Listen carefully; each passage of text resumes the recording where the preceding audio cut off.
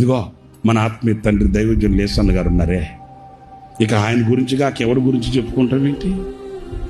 ఇంత వైభవం, ఇంత హంగు రంగు, ఇంత ఆత్మీయ అంతరిక్షం, ఆత్మ ప్రపంచం మన కళ్ళతో మనం చూస్తున్నామంటే, నాకు తెలిసిన నా చిన్న సేవ అనుభవంలో నేను గ్రహించి నేను చెప్తాను. యేసన్న గారు ఏది ప్రారంభించినా, ఏది ఆయన చేయదలిచినా ఆ పరలోకమందున్న దేవుడు ఆమెను అనేసాడండి, అంతే. ఆమెను అనేసాడు, ఇక అంతే. ఆయన ఏది ప్రారంభించినా అందులో ఒక 100 ఫలం కనబడేది.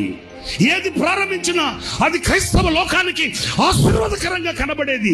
ఏది ప్రారంభించినా అది సఫలమే కానీ విఫలము అనే అనుభవమే లేదండి. ఎందుకని?